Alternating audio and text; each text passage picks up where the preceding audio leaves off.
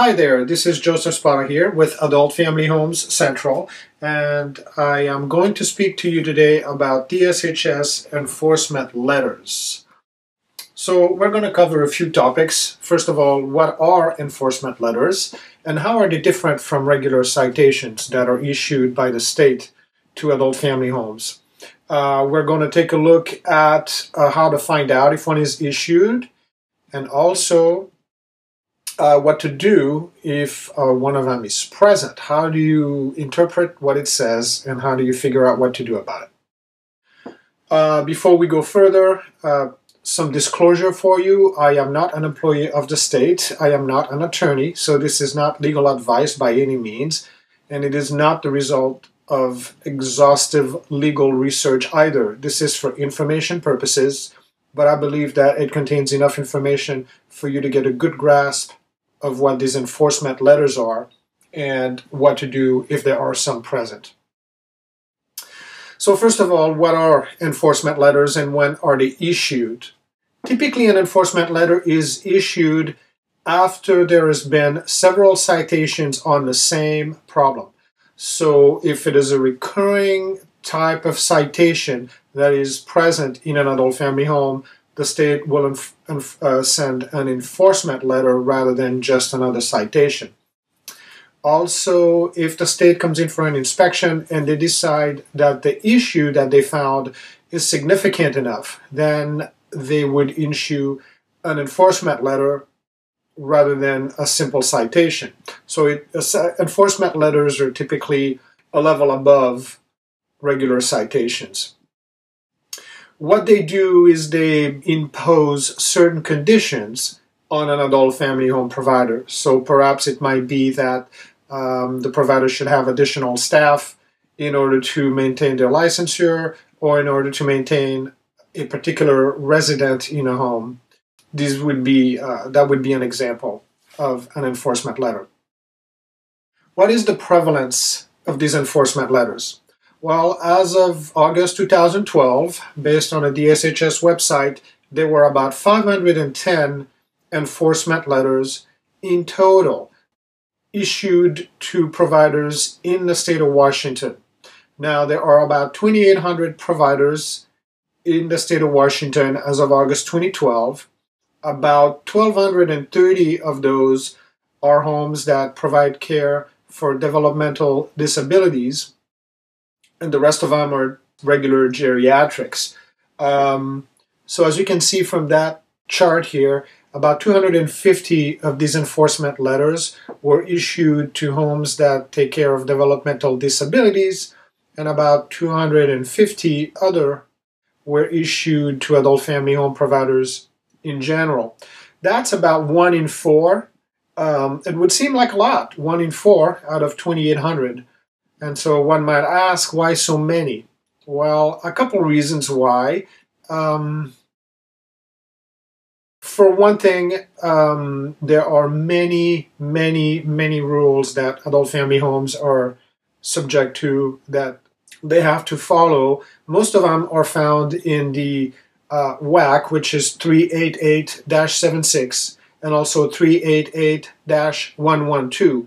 These are the main rules which DSHS, the Department of Social Health Services, interprets from the actual law, which is RCW 70-128.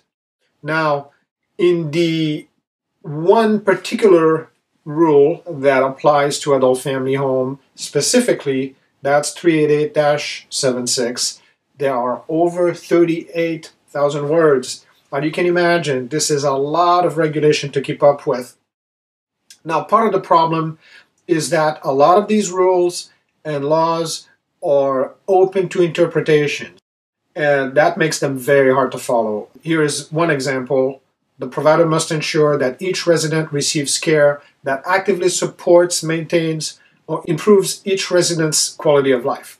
So that's a wonderful, noble idea. However, it is open to wide interpretation as to whether a provider has actually done this and to the satisfaction of whom.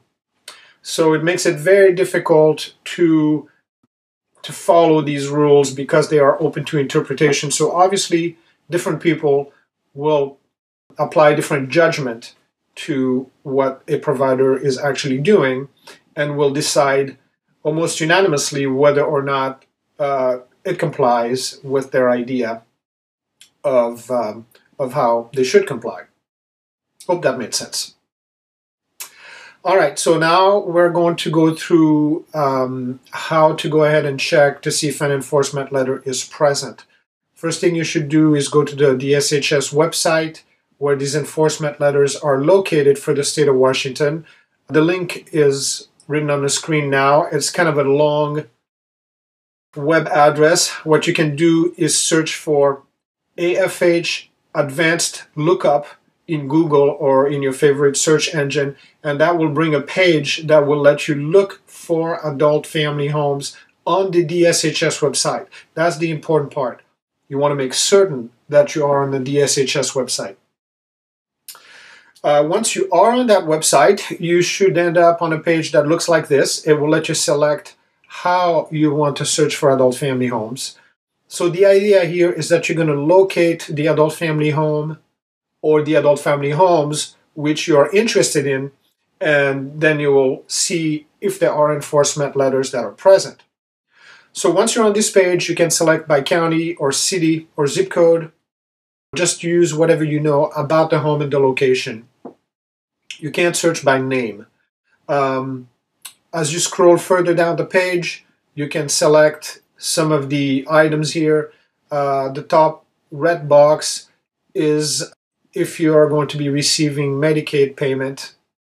Then on the where it says enforcement letter, you should select show all, and also select to have the results displayed on screen. Click search. You're going to end up on a result page that looks like this. On the left side, you're going to have the facility information. That's where you want to look for the name of the adult family home that you're considering. And then on the far right-hand side column, you'll be able to see if an enforcement letter is actually there. So as you can see on this screen, there is an enforcement letter. So just click on the View Letters, and you'll be taken to a page that has various letters. And you may have more than one document on that page. The first one will be the actual enforcement letter, and then further down you may have some other letters that tell you that the actual enforcement letter or the enforcement action may have been lifted or is no longer in effect. So you want to read all of them. Now, what does an enforcement letter tell you and what it doesn't tell you also? So for one thing, the enforcement letter tells you that there is a condition imposed on a license. It tells you which administrative rules were not in compliance. It tells you what the conditions are that the provider has to comply with. And it also gives other technical details such dates and times and locations, etc. Now, you also want to know that what it doesn't tell you is that there is no information from the provider. So this is only information from the state. No mitigating factors, provides no details as to what the incidents or the deficiencies might have been. It doesn't tell you if this was an isolated incident or if this is actually a deficient practice, in other words, a recurring problem. It does not tell you what the circumstances are either. For instance, you may have a demented resident that runs away, then gets injured, will automatically result in the provider having been found that they did not provide safe care. So, and perhaps they didn't. The problem is you cannot know that just by looking at the letter. So what should you do? You have several options, really. The first one is to avoid the home altogether, simply because your comfort level might have gone down by this point. You may have to ask yourself, how interested are you in that particular provider? In other words, you may be in an area where there are very few adult family homes. This is the only option available. And if they do not have a stop placement, you may still consider being with them. You may choose to have a candid conversation about the issue and also ask to review the DSHS inspection report. these are posted in the adult family home. And so sometimes just by scanning what the actual deficiencies were, you will get a sense. So for instance, you may have one of the caregivers in the home whose first aid card was expired by a week. And if this happened more than once, it may result in an enforcement letter. But you may ask the question, has that caregiver lost their skill, or is it just a simple matter of not having met the renewal dates for a first aid or a CPR card or a food handler's permit, which was expired by a week or a month? It would be a very, very different issue than if you had a question of abuse, of neglect, of inadequate staffing. You know, these are much more serious type of problems. So you may want to consult with someone and decide if you want to pursue that home or not. I hope this was helpful. You are free to sign on to the adultfamilyhomescentral.com website. There is a forum for consumers where you can post questions that will be answered by one of our moderators on the website. So I hope that this was helpful. Thanks for watching and have a great day.